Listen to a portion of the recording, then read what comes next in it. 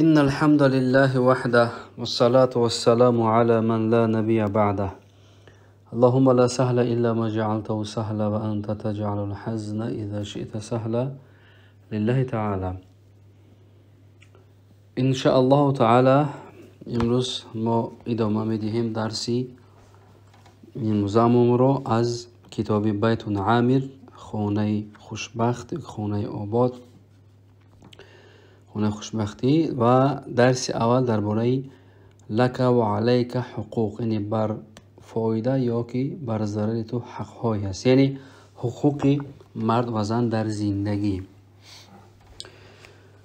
طيب ادامه میدیم. مصنف رحمه الله تعالی میفرماید اما حدیث النساء ناقصات عقل و دین، اما حدیثی که رسول اکرم صلی الله علیه و سلم گفتند زنها عقل و دینشان ناقص و کمبود است، فمعناه من حیث الجمله، معنای این حدیث این است که در عموم، اگر جملتا در عموم اگر بگیریم، در حقیقت اکثر زنها ناقص العقل و ناقص الدین هستند. لكن احيانا توجد افراد من النساء اقوى عقلا من كثير من الرجال. لكن میگد بعضی وقتها پیدا میشود بعضی از زنهایی که اونا از لحاظ عقل از مردها قویتر هستند. عقل اونا قویتر از مردها است. الحمدلله امروز در جامعه ما و شما این گونه زنها وجود دارد که عقل اونا از بعضی مردها قویتر است. ما قسمه الله للرجال من العقل اکثر مما قسمه للنساء. میفرماید اون چیزی رو که خداوند تقسیم کرده است برای مردها از حیثیت عقل، یعنی عقل رو که خداوند دو تقسیماتی که بین مرد و زن کرد و عقل مرد رو خداوند داد، این بیشتر است از اون چیزی که برای زن داده است. یعنی مقصد عقل مرد قویتر و بالاتر از عقل زن است. یعنی این جملتن است در عموم، اما نه در همه صورت، در همه وقت، در عموم همین است. لکن حضرت خودش میفرماید که لکن العبرة بالاکثریه، لکن عبرت اعتبار اکثریت است. یعنی اکثریت همین گونه است که عقل کمتر است. از لحاظ عقل زنها عقلشون ناقصتر هستند در حقیقت. چون که یک چیزی که یعنی حقیقتی که برای شما مثلا میفرمایم، من چیزی که امروز ما و شما میبینیم در تجربه زندگی، حیات زندگی بین زن و مرد، یعنی زندگی هر یک انسان، زنها وقتی که خصوصا زنها وقتی که با غضب میشوند، در حالت بگیم غضب و سخت و تند هستند، در همین صورت، در همین حالت زنها فقط در همون حال حاضر فکر میکنند، فکر آینده رو ندارند که همون فعل و کردار و افکارش عاقبتش چی میشود، آینده همین اخلاقش چی میشود، در فکر آیندهش نیست زن، در فکر حاضرش است. به همین دلیل به همین صورت عقلش ناقصتر است، یعنی فکر آینده را نمیکند. اگه از علتی بگیم عموم، اما معلوم است که جملتاً، یعنی مقصد همه زنها این گونه نیستن. چیزی که بیان کردن حضرت، زنهایی هستند که اونا از مردها هم قویتر هستند از لحاظ عقل. فقوله علیه الصلاة والسلام، اما سخنی که رسول اکرم صلی الله علیه و سلم برای زنها گفتن ناقصات و دین، یعنی دین شما ناقص هست، یعنی کمبودی در دینتون، این مقصد در اطاعت دین خدا شما ناقص هستید. مراد میگه فی الحدیث لیس فی تنقیص للمرأه، در حدیث که پیغمبر خدا گفتن این پس زدن حکم زن نیست. در حقیقت لیس فی تنقیص للمرأه، کمبود کردن یا که پس زدن و ناچیز شماریدن حق زن نیست این حدیث. در این حدیث این معنا رو ندارد.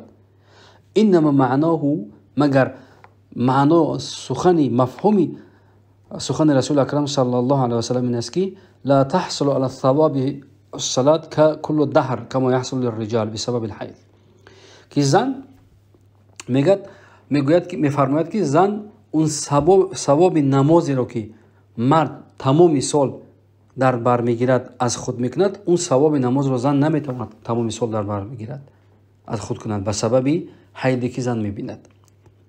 در حقیقت زنها هر ماه کمی کم 10 روز،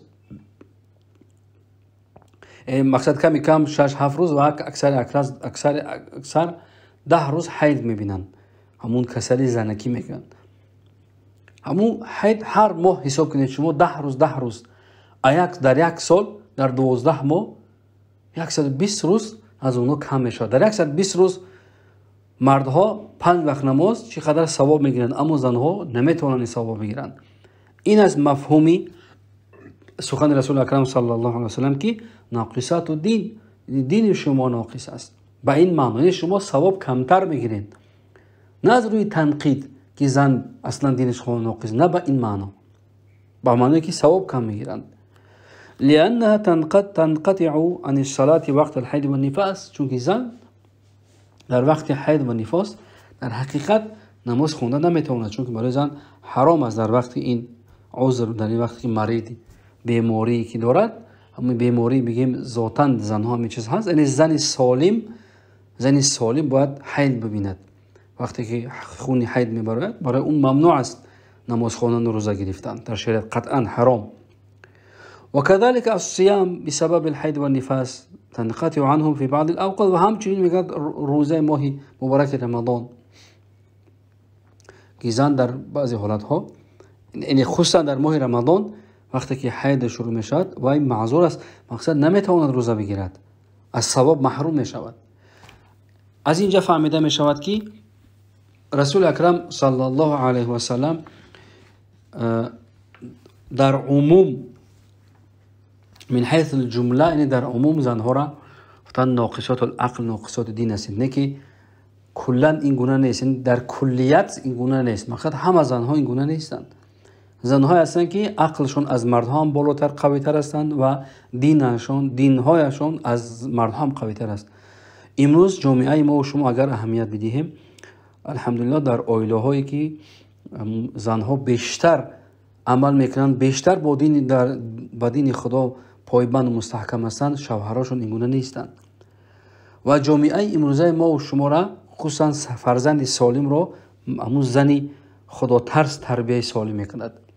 اگر زن در خانواده، در عائله، اگر زن ضعیف باشد، از دین خدا دور باشد و بگیم زنی کوچگرد و دیدو باشد، خوب معلوم است که فرزند سالم تربیه نمیشه در این گونه عائله. برای همین از همه چیز مهمتر برای هر یک ما و شما این است که زن باید تعلیم درست داشته باشد و زن باید تعلیم کامل داشته باشد. حداقل تعلیم دین ضروری باید داشته باشد، چون طلب کردن دین ضروری که ضرورت در فرد است که باید اون بداند، این فرد است برای هر یک مرد و زن. رسول اکرم در حدیث مبارک گفتن که طلب العلم فریضه علی کل مسلم، برای هر یک مرد و زن مسلمان طلب کردن علم دین فرض است. مراد علم ضروری، چگونه نماز خواندن، چگونه طهارت کردن، چگونه روزه گرفتن و چگونه حج انجام دادن و چگونه معامله کردن در خرید و فروش، حکم طلاق و نکاح، حتی در شکست و ریخت داخلی نماز و فرض و واجب و سنت و طهارت. همه این چیزا را باید در بگیم علم ضروری داخل می شود.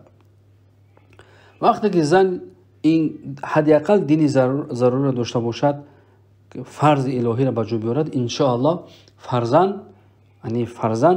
رنگی همون مادر رو میگیرد، خصوصا دختر رنگی مادر. اگر مادر متوافق باشد، اهل ایمان، متوافق خدا ترس باشد، حداقل همون نمازاش در وقتش بخواند و گناه نکند، از خدا بترسد، اون دختر رنگ مادر را میگیرد، یعنی دختری ان شاء الله با اهل خدا ترس میشود. برای همین این بسیار مهم است در جامعه ما و شما. طيب، قال الله تعالی، خداوند میفرماید وللرجال علیهن درجه،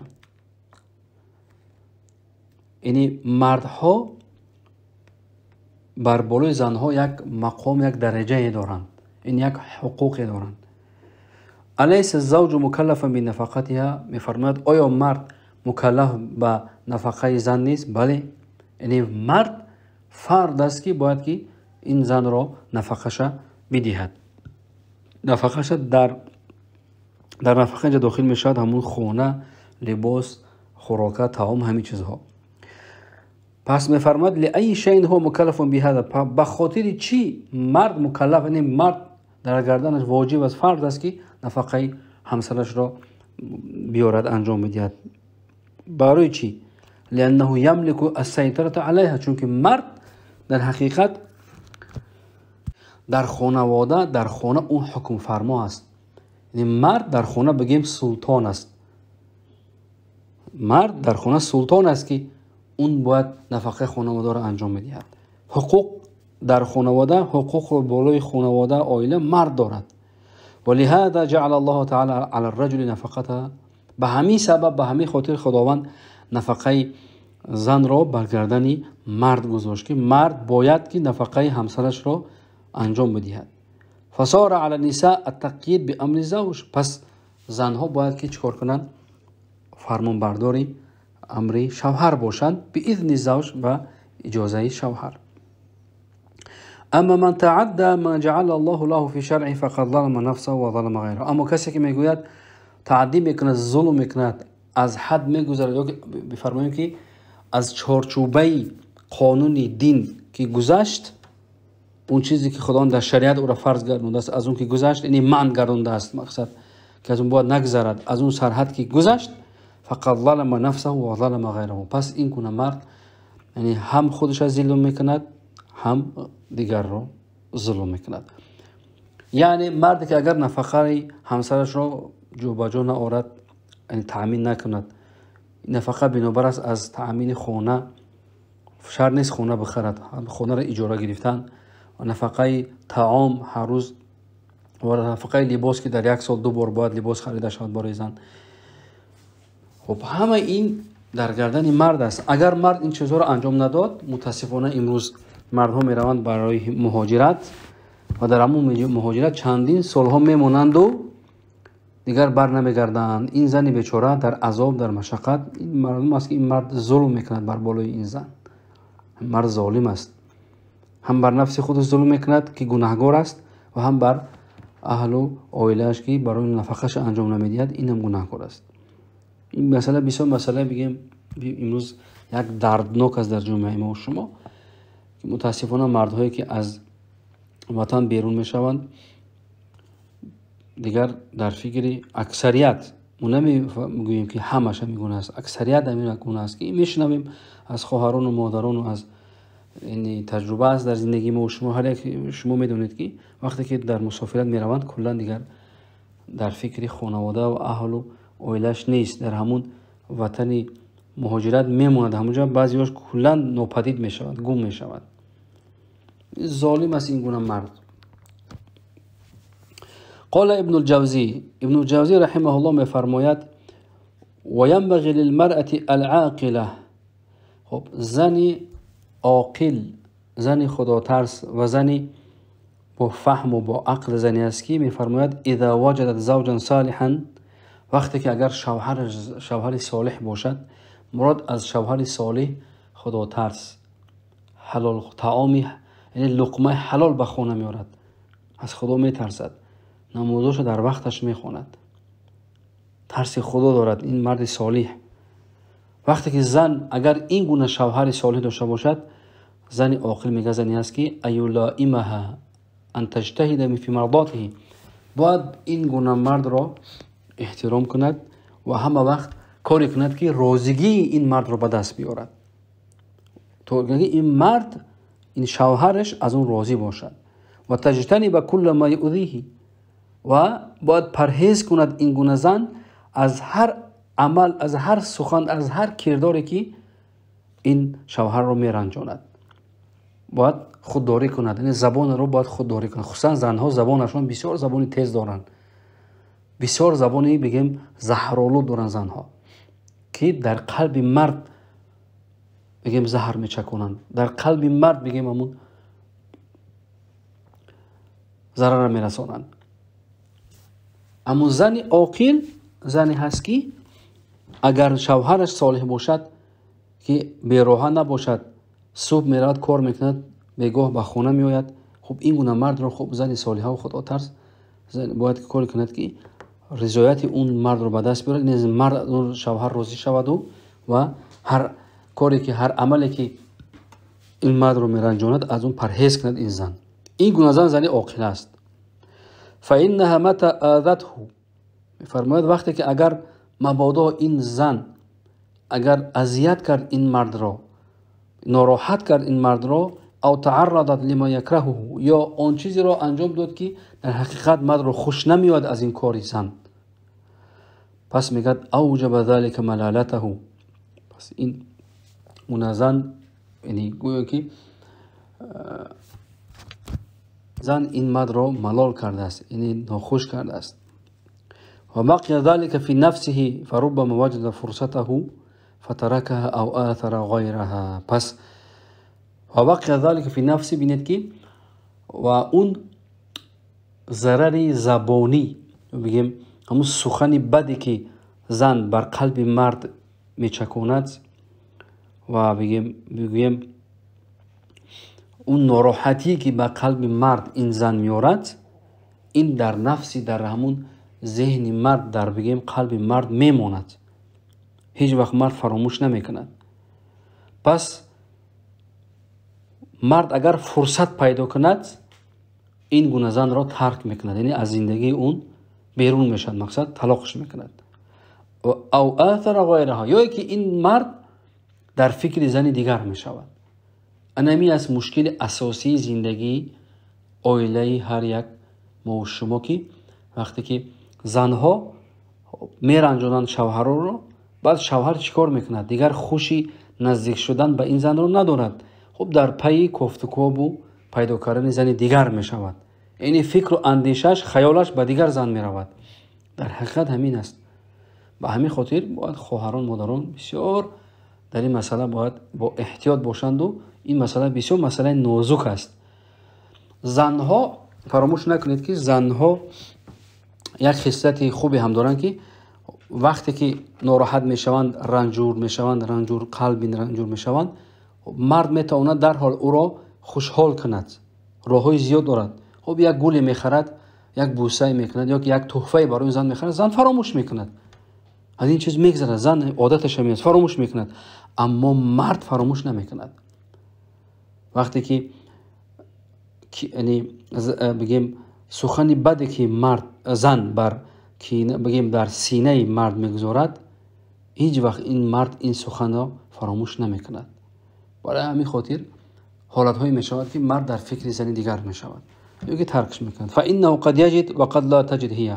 پس شاید حالتی شود که مرد پیدا کند زنی خدا ترس از این زن بهتر با موافق دل خودش، و زن شاید که دیگر این گونه شوهر را پیدا نکند، خیلی شوهر صالح. به همین خاطر ابن جوزی حضرت گفتند که زن عاقله، زنی که با عقل است، عقلی مقصد سالم دارد، اهل فهم است، شوهرش که حداقل همون نماز در وقتش بخوند 5 وقت، در این شرایطی ما و شما انشالله اون شوهر صالح است، انشالله صالح است. این شوهر صالح خدا ترس است. این گونه شوهر باید که قدرش را به جا بیارد، کاری کند که رضایت این شوهر را به دست بیارد، حرکت کند که هیچ وقت این شوهر را نرنجاند، چون که این نعمتی هست که خداوند به این زن عطا فرموده است. شاید که این نعمت رو دوباره این زن به دست نآورد. با همین خاطر حضرت در آخر میگوید فانه قد یجد و قد لا تجد هی. میشد حالتایی که مرد پیدا میکند زنی بهتر، و اگر مبادا بین اینا جدایی بیفتد، یعنی طلاق شوند، اگر این زن شاید دیگر این گونه شوهر پیدا نکند. خب شوهر اول برای هر یک زن، شوهر اولش او قدر و منزله و بگیم محبتش دیگر است. اگر چندی هم شوهر دوم کند، نکی قدر و منزلت و محبت شوهر اول برای زن این دیگر چیز است، یعنی بگیم مزه و مفهوم زندگی دیگر چیز است از شوهر اول. اگر چندی هم شوهر دوم و سوم کند، هیچ وقت زنان این چیزا فراموش نمیکنند، هم وقت در ذهنشان میموند که شوهر اولم خوب بود، حداقل یک خوبی و نیکی از اون شوهر میموند. با همین خاطر زن عاقله باید این گونه باشد. خب معلوم است که از سخنان حضرت ولی علمای بزرگ و بگیم علمای طریقت که یعنی آرامش آرامش قلب و صفای روح و یکدیگر فهمی و محبت بین همدیگر در زندگی این قدری همدیگر را دانستن است، یعنی حقوق همدیگر را احترام کردن است. وقتی که با همدیگر را زن و شوهر حقوق همدیگر را رعایت میکنن و احترام میکنن، ان شاء الله در این گونه زندگی یعنی خوشحالی و خوشبختی پیش می آید و خداوند برکت میدهد در این گونه زندگی. الحمدلله این درس یعنی این باب به آخر رسید و ان شاء الله تعالی ما در درس های بعدی یعنی باب دیگر رو شروع میکنیم ان شاء الله و ما این کتاب رو ان شاء الله دوام میدیم. خب در همینجا ان شاء الله امروز درس رو توقف میکنیم و با شما ان شاء الله خداحافظی میکنیم تا درس دیگر. و آخر دعوانا ان الحمد لله رب العالمین.